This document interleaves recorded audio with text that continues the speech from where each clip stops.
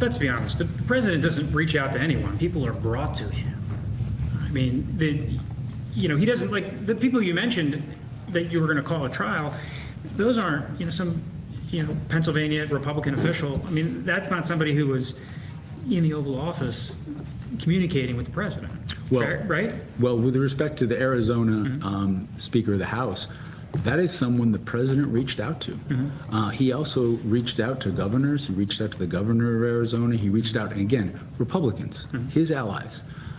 Our case was a case in which the president was preying on the party allegiance of people who supported him. And these are, again, the record is rife with examples of him reaching out to those people, inviting them to the White House. And another example, sir, is the folks from Michigan. He invited them to the White House. They told him, you lost because you underperformed with educated females. They told him that when he brought them there.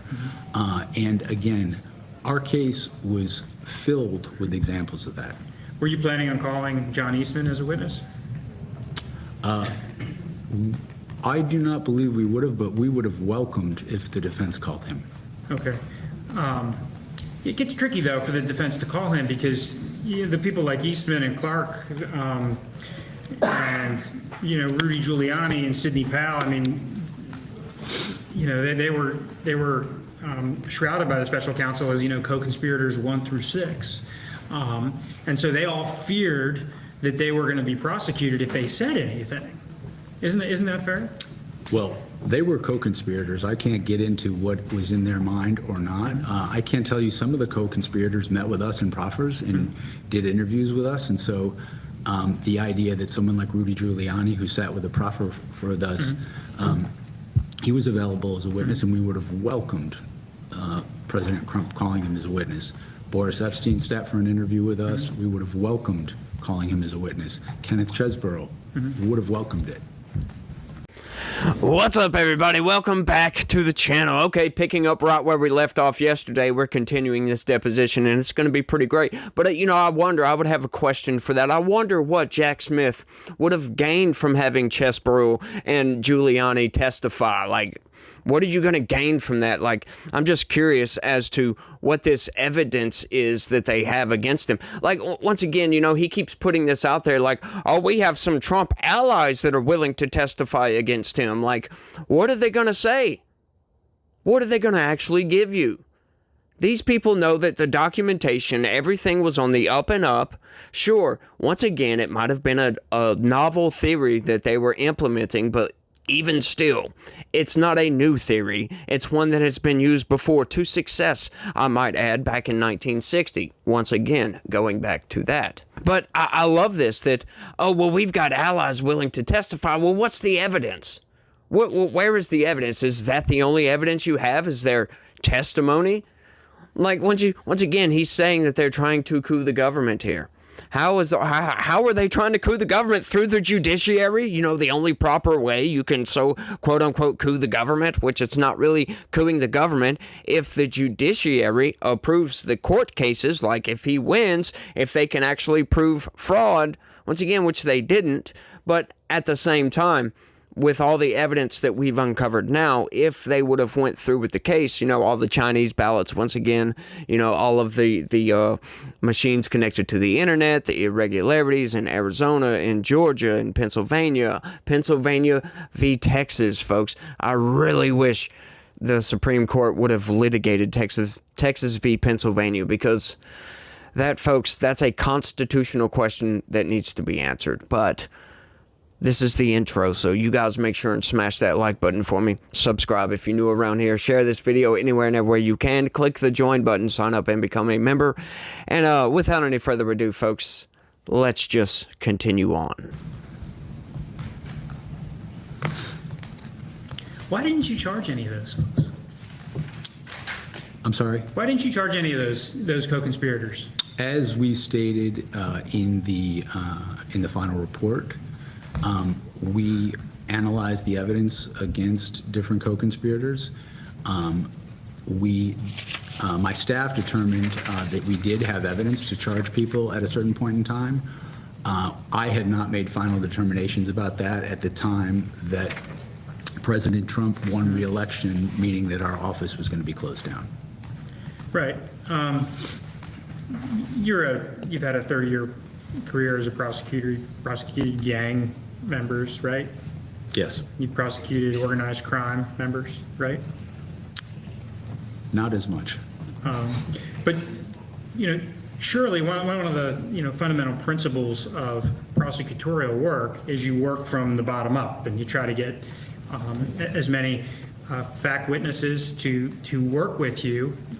And a lot of times those fact witnesses have criminal liability, and a lot of times those lower fact witnesses, the smaller fish, are almost always they're either prosecuted or they are given an immunity because they fear they're going to be prosecuted. But here you didn't, you kept laser focused only on President Trump. 2 points.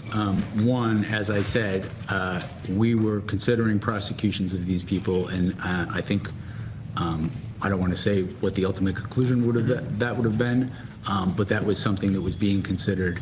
The second thing I think to understand contextually is this was a case where the issue was how to present it in a concise way.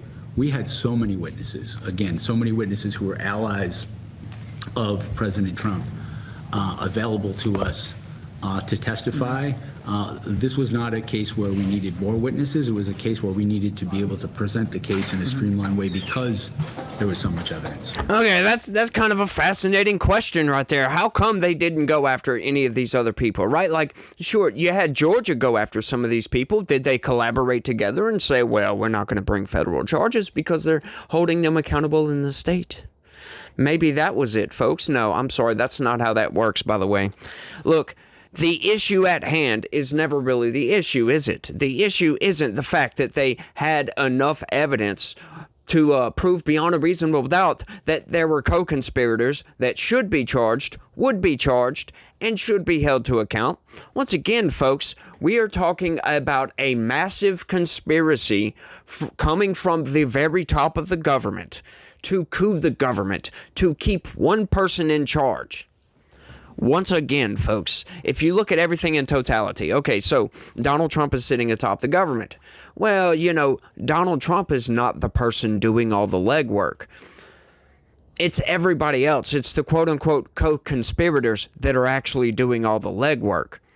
So why would you just stop with the top guy who you actually can't prove did anything illegal? Oh, you can have people say that, oh, maybe they were working on behalf of Donald Trump to benefit Donald Trump, and he's going to go ahead and mention that here in a few minutes. But the man himself didn't actually do anything. Did he order these people to write up the legal paperwork for this novel legal theory? No. No, that was suggested to him, and he gave the green light. Yes, let's do whatever we got to do. That's how government works, folks. So, once again, I beg the question, why would he not charge these people? Like, this is something we can all just rationally think about, folks. Like, when you go after the mob, do you just go after the top guy? Right, sure, that might be the one that catches all the headlines, the limelight, all the spotlights are just put on the mafia boss or whatever. But does that mean they refrain from going after the little people as well?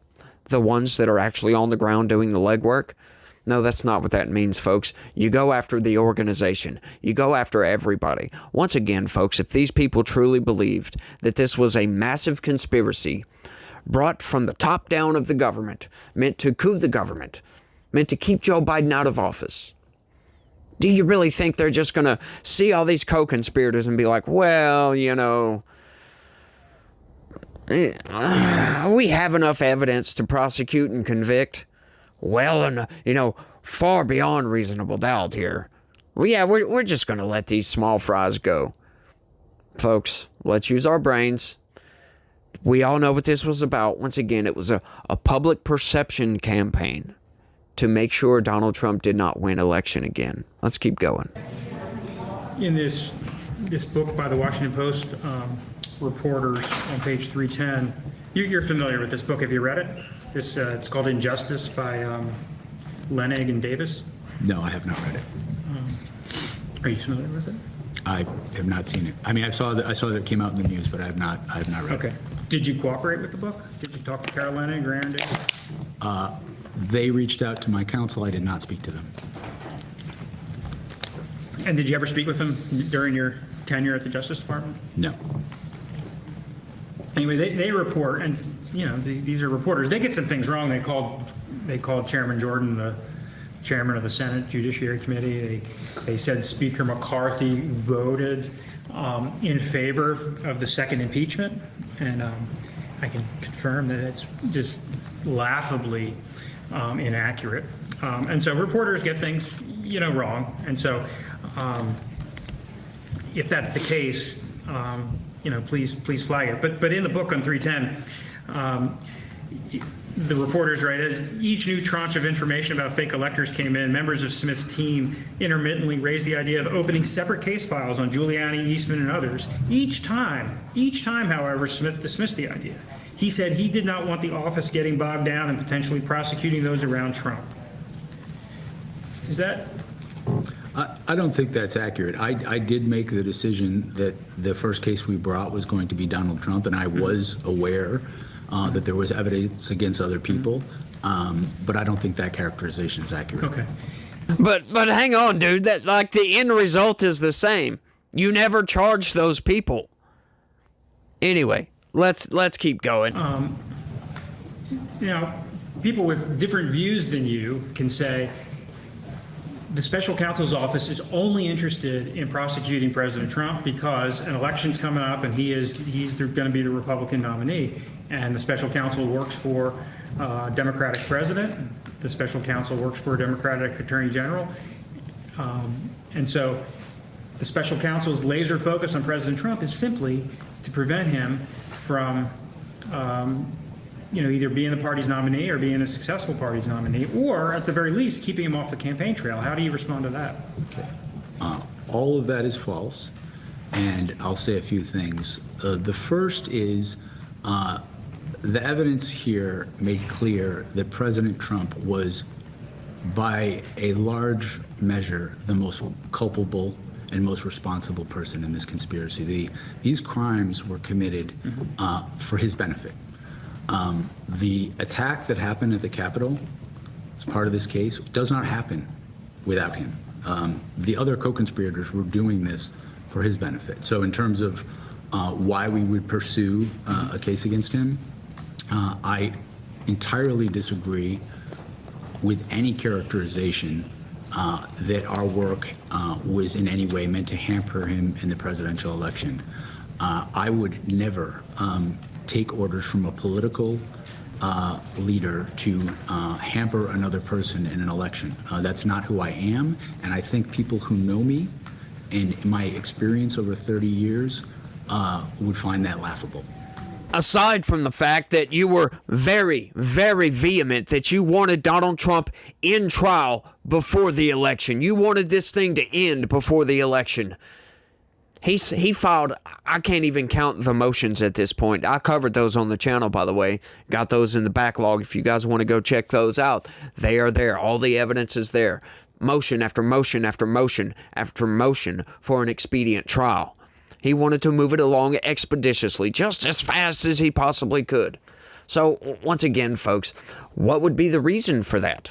Why are you trying to rush this? Well, once again, they forcing, the defense, basically Trump's team, to not only have to deal with the campaign, but have to deal with going over millions of documents here. Right? We covered this on the channel. Millions of documents in a very, very short amount of time, because discovery and all this other nonsense, they must be allowed to go over all the evidence, and they must be given time to do this. That was the main hang-up. Jack Smith filed motion after motion after motion to rush that process along. So, and for what reason? Why? Why are you in such a hurry here? Once again, the election was coming up. We may never know, folks, because according to Jack Smith, he would never do anything to disrupt somebody's campaign, especially for president. Yeah, right. Let's keep going. So did you develop evidence that President Trump was responsible for the violence at the Capitol on January 6th? So our view of the evidence was that he caused it, and that he exploited it, and that it was foreseeable to him. But you don't have any evidence that he instructed people to crash the Capitol, do you? As I said, our evidence is that he, in the weeks leading up to January 6th, created a level of distrust. He used that level of distrust to get people to believe fraud claims that weren't true. He made false statements to state legislatures, to his supporters, in all sorts of contexts, and was aware in the days leading up to January 6th that his supporters were angry when he invited them, and then he directed them to the Capitol. Once they were at the Capitol and once the attack on the Capitol happened, he refused to stop it. He instead issued a tweet that, without question in my mind, endangered the life of his own vice president. And when the violence was going on, he had to be pushed repeatedly by his staff members to do anything to quell it. And then even afterwards, he directed co-conspirators to make calls to members of Congress, people who were his political allies, to further delay the proceedings. Okay, so if you guys weren't paying really close attention to that, I'd like you to rewind, go back all the way back to the question, and then listen to that response again. That's not answering that question. That is a complete dodge of that question. And plus, I love that idea. He just completely gets out from around that question right there. I love this idea. Oh, this is their evidence that Donald Trump incited the crowd to storm the Capitol, to crash the gates or whatever. This is the evidence that he didn't do anything about it after it started. Oh, and he lied to them. Yeah, he lied to them. Let's ignore the fact that he said, peacefully and patriotically make your voices heard. What does peaceful mean? Well, in the context of Donald Trump, it actually means the opposite of peaceful. They actually mean take a piece and make sure it flies through a window to fill up the building. That's what it means. That's what peaceful means. Throw pieces of rocks into the building to fill it up. Peaceful, right? Because it's full of pieces. I think he's full of garbage, if you ask me. Full of ish. Now, this whole idea that Donald Trump didn't do anything to stop it. Well, for one, he didn't know it started when it started, right? And besides the fact, let's use our critical thinking caps. Let's put that on right fast, okay? Let's put our critical thinking glasses on, if you will. Okay, let's pretend for a second that you guys showed up to this rally, whatever it may be. You listened to Donald Trump talk. You heard him say, be peaceful, fight like hell.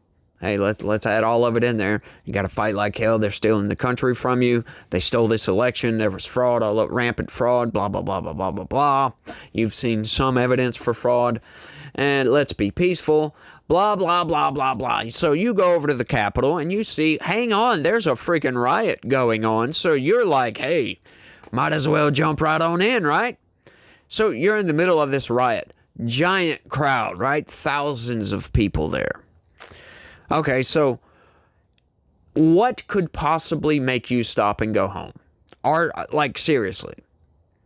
Okay, so if you're in the middle of a crowd that's rioting and Donald Trump puts out a tweet, do you think you're going to notice that? If you're in the middle of a crowd rioting, are you going to be on your phone? If Donald Trump addresses the nation on national television and you're at the Capitol rioting, is there a TV right there where you can see this? Are you going to know that Donald Trump put out a tweet? Unless you actually pull out your phone and go to his account and check it. Once again, folks, he could put out a statement on CNN or whatever it may be. How are you going to get that message if you're in the middle of a crowd? Because when you're in the middle of a riotous crowd, you're not really checking your phone, are you? Folks, this is the dumbest narrative that on its face most low IQ people that don't put on their thinking critical caps are going to say, well, he didn't do anything. He didn't tell those people to stop. Guilty as charged. But let's think about that, folks. Like I said, how are any of those people going to get that notification? They're not going to be able to, folks. And you mean to tell me that's the evidence that he has as to how Donald Trump incited the riot? How about the fact that they breached the barricades before he was even done speaking? How about that? How about the fact that there was already a crowd at the Capitol before he left the rotunda? How about that? How about the fact that, he went all the way back to the White House? He didn't even go to the Capitol because his Secret Service would not allow him to go to the Capitol. What was he going to do there anyway? I imagine if he would have shown up to the Capitol and seen there was a riot, they wouldn't have let him out of the beast. Right? And once again, talking about what Cassidy Hutchinson said was completely ridiculous. She said that Donald Trump reached through glass, right? He phased through, I guess, bullet-resistant glass, the divider in the beast, to grab the steering wheel, and they had to fight Donald Trump back. A 76, I forget how old he was at the time, 76, 75, I don't know. Doesn't matter, 74. I don't remember how old he was at the time, but a 70-something-year-old man is fighting against his own Secret Service, his own security agents, to try to grab the steering wheel. To do what? Crash into a building? Like, none of that made any sense, folks. But what happened during the January 6th committee hearings? Oh, all the Democrats just nodded right along, gasped in awe, like just completely shocked that Donald Trump, the President of the United States, was somehow able to phase through a divider, a glass divider, and fight off Secret Service, fight off the driver, and crash the car. Because that's what would happen if you has anybody ever done that to you? As a matter of fact, me and a buddy of mine got into a literal fist fight before because he did that, because he thought it would be funny as I'm driving down the street to grab the steering wheel and just yank it down. And I ran over a freaking stop sign. Not a stop sign, sorry. It was one of those road signs. I forget what kind of sign it was, but it was one of those road signs. I ran right over it. Of course, at the time, back in the early 2000s, late 90s? No, it was it might have been the year 2000. I had a 77 El Camino, folks, so that was a monstrous beast within itself. That was, multicolored and just a POS, basically, but neither here nor there. We got into a literal fist fight because I asked him, were you trying to kill us there? Because what if there would have been a car right there? What if I wouldn't have been in this lane? Or, anything could have happened, folks. There could have been a pedestrian right there. Yes, I said pedestrian, just because I love saying pedestrians, because it sounds funny. But anyway, none of this makes any sense. Is that your evidence? Are you going to ignore exculpatory evidence? The fact that Donald Trump said, be peaceful? I guess they're going to, folks. I guess they're just going to ignore that. This is what they do, folks. Anytime there's any information injected into a situation that would dispel any of the thoughts that they might have that this person is guilty, they ignore it. This is why the January 6th committee withheld security footage from all of the January 6th defendants. That is why that happened. They withheld that footage, did not want it released at all, because they knew that it would have showed Capitol Police helping quote-unquote rioters, allowing them into the building, watching them walk around, not really damaging anything, right? Like, sure, there was a riotous side, right? But there's two sides of the story. And there were many people that were from the non-riotous side that were just peaceful and walked around, were charged with violent crimes in some cases. There were people that did absolutely nothing wrong. They were peaceful protesters. As a matter of fact, tourists. Some of these people were just tourists that were charged with obstruction of an official proceeding. Yeah, that's insane. It's absurd, and it's a travesty of our justice system, folks. But they allowed it to happen. And they are still pushing for that narrative. It's insane if you ask me, but I think I've rambled on for long enough. You guys let me know what y'all think about all this down in the comment section. Don't forget to smash that like button for me. Subscribe if you're new around here. Share this video anywhere and everywhere you can. Click the join button. Sign up and become a member. That is the best way to help this channel expand and grow, folks. And as Christians, here's my message of the day, if you will. As Christians, we already 3 to 4 times more generous than any other group within this country, which makes the United States the most generous nation on this planet. But anyway, God says that, in the book, that the earth is his. He owns the earth. That is who owns the property of the earth. So everything that you have is actually God's. And all he asks for is 10%. Now, I fall into the conundrum of, I don't go to a church, so how do I tithe? Well, you got to take that 10% and just give it to somebody. Help somebody out. Whether it's multiple people, donate to a charity, whatever it may be, folks. That is what God expects of us. And once again, if you're put into a situation where you cannot really afford to do that, right? You're looking at the budget and the math just doesn't math correctly. The numbers ain't adding up here. God will provide to you. You've just got to take that step and give God what is rightfully his. Give that out to somebody in need, folks.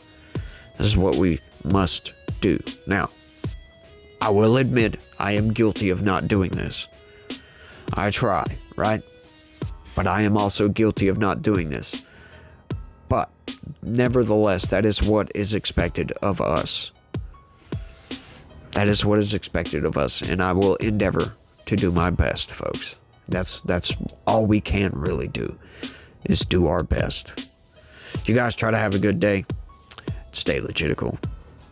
Peace.